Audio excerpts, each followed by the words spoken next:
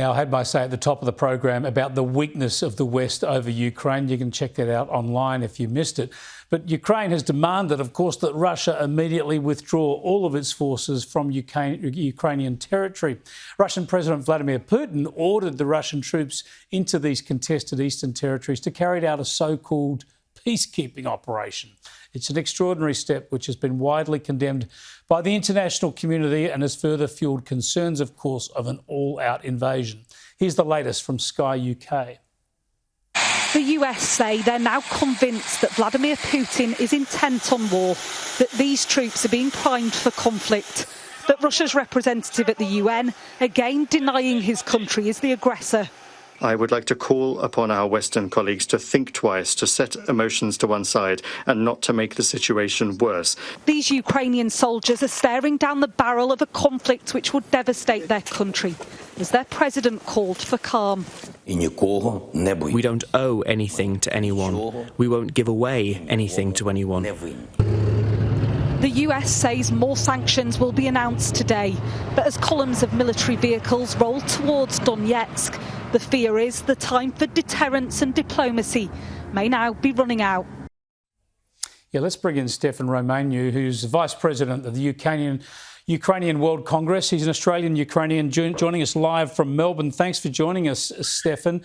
First up, your reaction to Vladimir Putin defending his actions, saying effectively that Ukraine has always been part of the Russian remit. Thanks for having you on, Chris.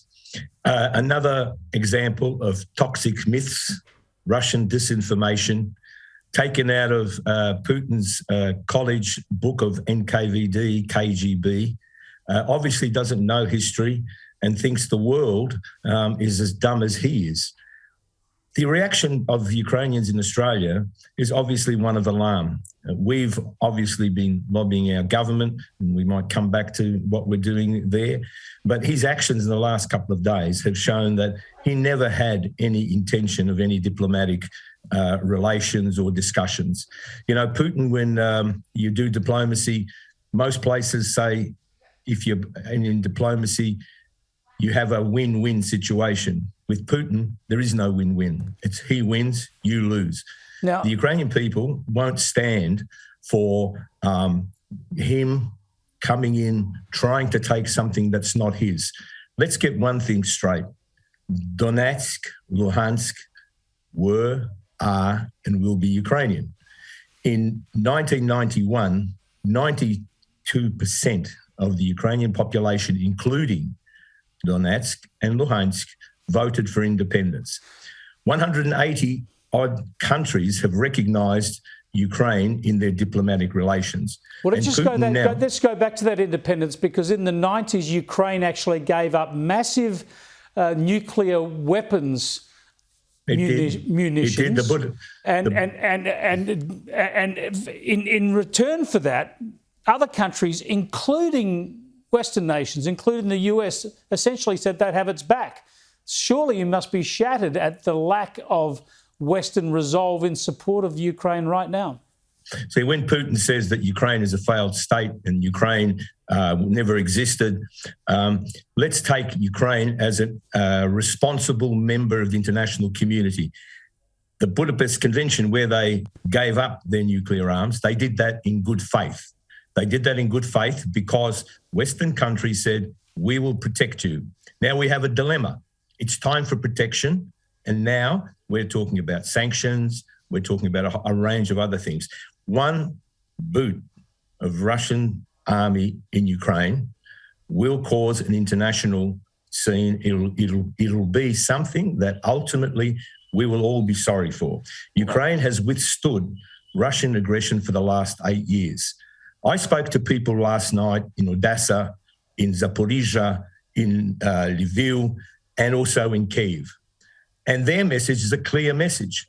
We're used to this. We know that he wants to invade, but we will stand firm. And I think today the international community has to have a good think about how it is going to respond. Well, what are your worst fears, Stefan? What are your worst fears? Because at the moment, there's no sign that Western nations will give you any on-the-ground military support. I know Ukraine's got a massive military itself, second largest in Europe. You must fear a very, very bloody war of Ukrainian resistance. We have lost 14 to 15,000 young soldiers, men and women, fighting Russian aggression in the east.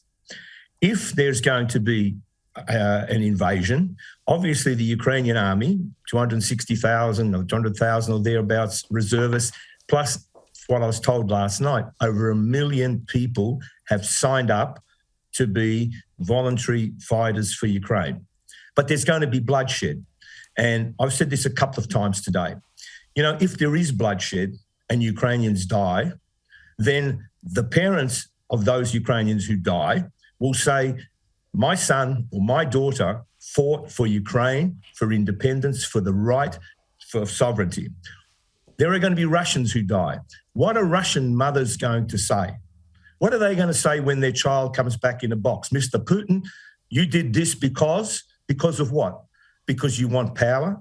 I think that the message here, Chris, is a very, very strong message.